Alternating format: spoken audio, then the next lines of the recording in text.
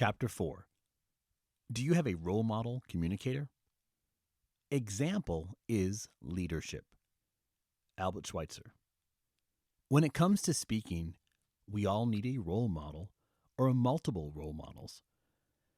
In the previous chapter, I mentioned a man by the name of Jim Dale. He was a role model for me in many ways. And I remember him saying, "Tim, there are 3 types of people you'll listen to.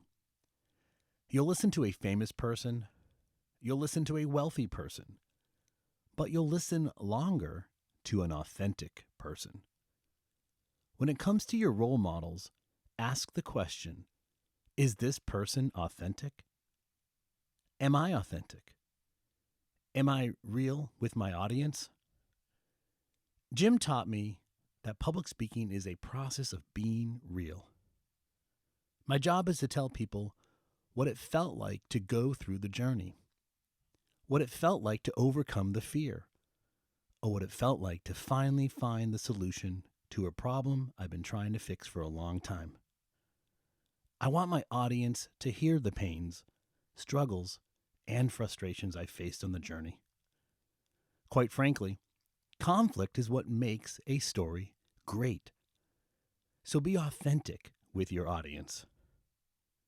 Now, what's the opposite of authenticity? Arrogance. An audience can immediately smell somebody who thinks they've figured it all out. You know that kind of person, the know-it-all. That's the attitude we don't want to have. As a matter of fact, I've told my team, don't you ever call me an expert. I'm an endless learner. If I'm an expert, then I've stopped learning. And there's always something else to learn, isn't there? When you show up to speak, don't be arrogant. Be authentic. Be humble. That doesn't mean you're thinking less about yourself. You're just thinking about yourself less. Think more about the idea and message. Think more about your audience. If we just show them the success, and we don't show them the process of the success, then how will they learn to take the same path?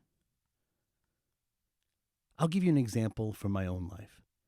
I gave a talk for TEDx USist titled, "Are You a Good Neighbor?" In that talk, I admit that I didn't like my previous neighbors.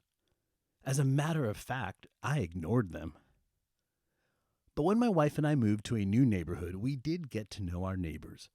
In my talk, I don't stand up and say, "Hey, I figured it out. I'm the best neighbor ever." Quite opposite. I admit to the mistakes I made, and in doing so, I invite the audience on a journey of learning to become good neighbors. You see, the audience is taking the same path that you took. You just happen to have taken it first. And as you speak from the standpoint of authenticity, your audience will say, "I believe them. I want to hear from them because they're just like me." Be authentic. It's what we want in role models, and it's what our audience wants in us.